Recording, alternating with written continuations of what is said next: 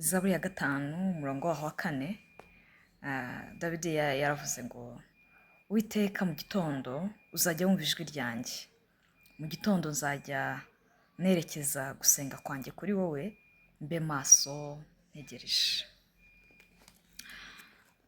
Nzajya nerekeza gusenga kwanjye kuri wowe, mbe maso ntegereje.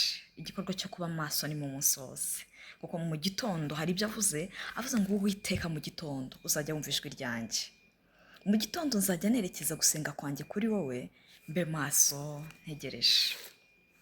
Ni ukubera iki dusenga?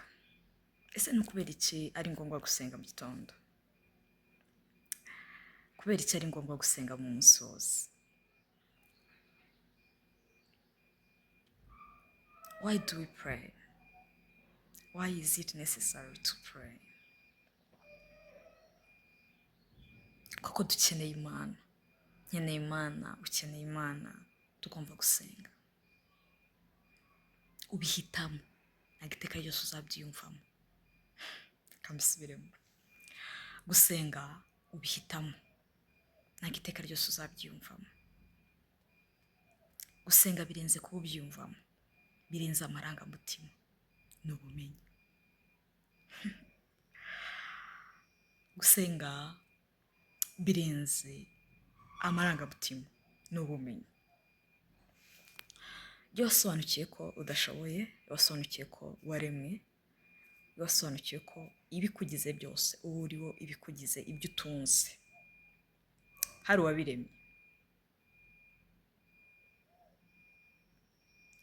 biroroha guca bugufi ugasenga.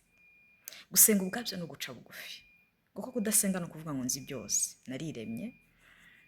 Burya iyo udasenze uzi ngo njye nariremye, nibyo uri gukora. Uri kuvuga ngo njye nariremye, uri kuvuga ngo ndigenga, uri kuvuga ngo nzi byose. Kudasenga ni igikorwa cy'ubwiyemezi, kutiyambaza Imana ni igikorwa cy'ubwiyemezi. Uri kuvuga ngo nshoboye ibintu byose, nicyo uri gukora. Iteka ryose iyo uhisemo kubyuka ukirukanyira muri gahunda zawe, utiyambaje Imana, utiragije Imana, iyo uhisemo kugira ibyo upanga ugatangira ukabikora utagishije inama. Kandi tujya tugira abantu tugisha inama, kuko tutabwira Imana gahunda zacu. Iteka ryose iyo ukoze ibyo ngibyo uri kuvuga ngo ndishoboye, ndihagije muri byose, uyu mwuka mpumeka ni uwanjye, nibyo uri kuvuga. Ngaho kuvuga ngo umwuka uhumeka ni uwawe, urumva bimakinga sense? Turagacu kaboneka akanya gatoya, ukwiye kubizirikana mu minsi yo kubaho kwawe yose.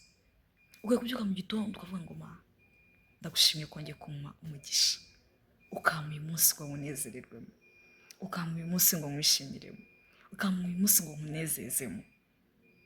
Imana iduhamagarira kunezerwa no kwinezeza. Iyo tumaze kunezerwa turayinezeza. Nivuga kunezerwa ntuyumve nabi. Kunezezwa n'ibyo duhaye, kunezezwa n'ubuzima duhaye, kwishima. Hari ukuntu dufite uburyo ibintu bidarakunda mu buzima bwacu bitwambura, bitwiba umunezero, tukirengagiza ko tugifite umwuka duhumeka, tukirengagiza ko ubuzima dufite twabuhawe, tukirengagiza ko ibyo dufite byose tubikesha iyo ngiyo iduhaye kubyuka, iduhaye kuramuka, ikiduhaye kubaho.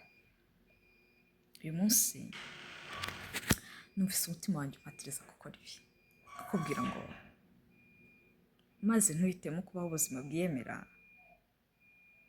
ahubwo ujye wiragiza Imana. Nubyuka mu gitondo ujye wiragiza Imana, nugira ibyo upanga gukora ujye wiragiza Imana. Niko guca bugufi. Kubimenya nibyo by'agaciro gakomeye cyane, kumenya ko Imana iriho ukabyizera ukabyemera, nihindura ibyo tubona ko bidashoboka ikabigira ibishoboka. Nubwo abantu bo bashobora guhinduka, Imana ntihinduka. Kubimenya kumenya ko Imana iriho ukabyizera ukabyemera, nihindura ibyo tubona ko bidashoboka ikabigira ibishoboka. nubwo abantu bo bashobora guhinduka, Imana ntihinduka. Uyu munsi wiyambure ibikuremerera byose bikubuza kwegera intebe y'imbabazi z'Imana. Nukuri dukeneye Imana atari uko mbivuze, tuyikeneye ntaranabivuga, tuyikeneye mu buzima bwacu, muri byose turayikeneye.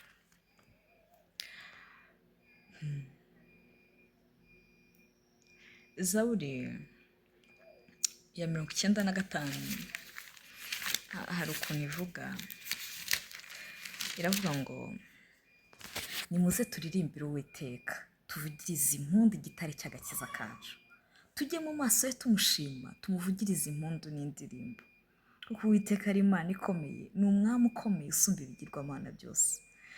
Bakurikizaho amagambo, ikuzimu hari mu kuboko kwe, kandi impinga z'imisozi nazo n'isi.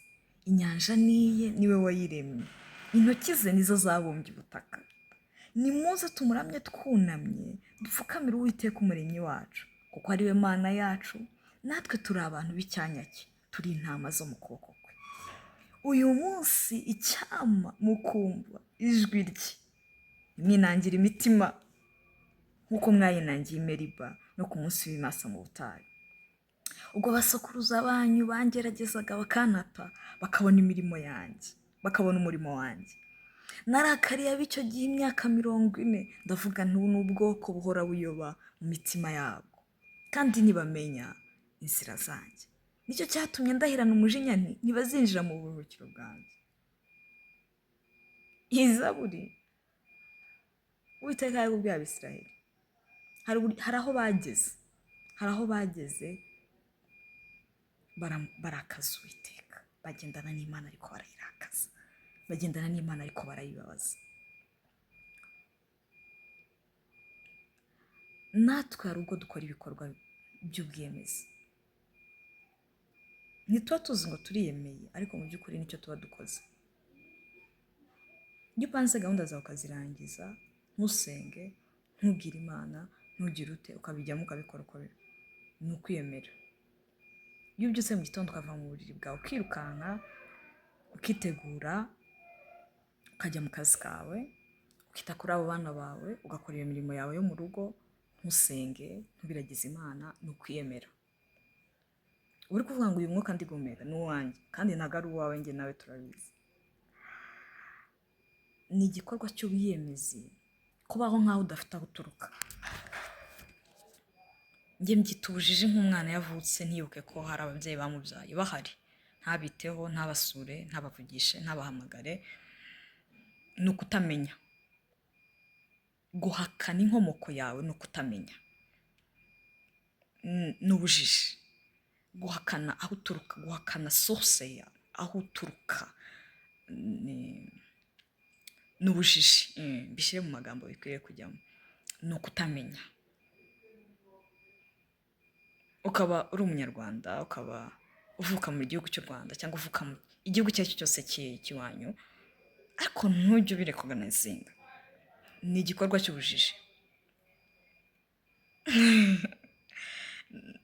Bigaragaza kutamenya. Kubaho ntiwibuke ko hari uwaguhaye umwuka uhumeka. Ni ukutamenya. Ni ukutamenya.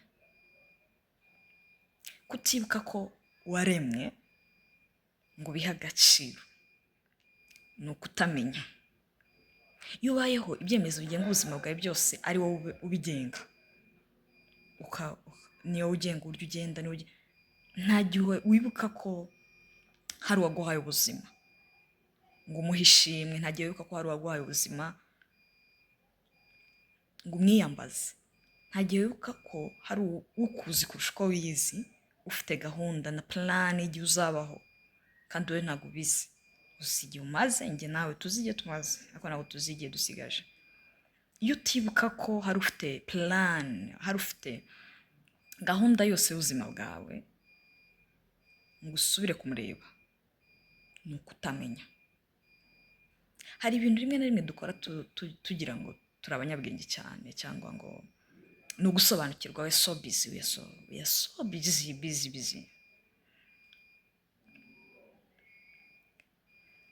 hari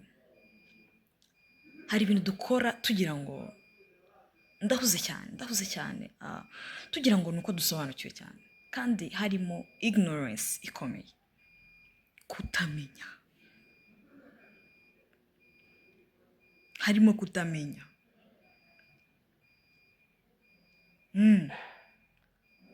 Kubaho ubuzima nkaho ujya kuza ku isi hari uwo mwagiye inama cyangwa se hari uburyo wabipanze ukavuga ngo ndaza kuvuka, uyu muryango ndaza kuwuvukiramo. Hari umuryango mpisemo kuvukiramo. Ibyo byose ntabyo wakoze, ntabyo uzi, kimwe nanjye ntabyo tuzi. Rero iyo tubayeho nk'aho ari twe twagena igihe tuzira mu isi kandi ari twe tuzagena igihe tuyisohokeramo, ni ukutamenya. Uyu munsi cyama ukiyemeza kuva mu bujiji, ugashakisha kumenya nihe mpamvu naje, ugashakisha kumenya niki uwemeye ko mbaho, uwagennye kubaho kwanjye antekerezaho. Uyu munsi ufata icyemezo cyo kuva mu bujiji, kuko ni igikorwa nabyita cyo kwiyemera, ariko cyane cyo kutamenya. Ni ubujiji bukomeye kubyuka ukiruka utiyambaje Imana. Ni ubujiji bukomeye, ni ubujiji pe. Ushake ube warize amashuri angana te, ushake ube uri umuyobozi mu bigo bikomeye cyangwa ahandi hatandukanye, ndagira ngo ubwenge ngo ni ukutamenya. Kandi umuntu iyo afite ibyo atazi ntabe abizi ko atabizi, ahubwo akabaho nk'uzi byose. Nibwo bujiji bukomeye. Kwiga no gushaka gusobanukirwa bizanwa no guca bugufi. Gusenga no guca bugufi. Ni kwibuka ko ubuzima bwawe ntabwo ari ubwawe. Buramutse ari ubwawe wazajya ubwimana ntugende, ntupfe. Waza ubwimana, hari uburyo wajya ubwimana, ariko ubuzima bwawe ko atari ubwawe. Iyo hari uzemeye ngo ugende, uwo ngo watunyuza ujya ugenda. Uyu munsi cyangwa ukabyibuka, nanjye nibyo ndi kwibuka, ndi kukubwira ngo nawe ubyibuke. Gusenga no guca bugufi. Nyabuneka ntukabyuke ngo ujye mu munsi wawe utibutse kwiragiza Imana. Niyo yakuremye, niyo yaremye ubutakugendaho, niyo yaremye ibintu byose. Ikwiye icyubahiro no guhimbazwa, kandi ikwiriye kugishwa inama, ikwiriye no kurarikwa. Ntabwo tuyirarika kuko idahari, tuyirarika kuko bikeneye ko tuyirarika. Uwiteka akumurikishirize mu maso he, akuyobore, akomeze kubana nawe, agutsindishirize muri gahunda zawe zose. Yego, agutsindishirize. Nezerwa kuko Imana ikeneye kunezerwa, kandi uyinezeze. Ntiwayinezeza utazi icyo ikeneye. Bigusaba kujya mu mubano nayo, gusabane nayo, kugira ngo umenye icyo ikeneye. Kandi ntukibagirwe, twese ntitwibagirwe. Ibyiza kuri njye si byo nifuza, ubwo nibyo Umuremyi anyifuza, nyuzwe n'ubuntu bwe.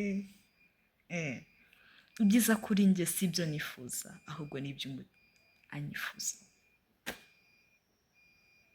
Komeza kugubwa neza. Shalom, shalom.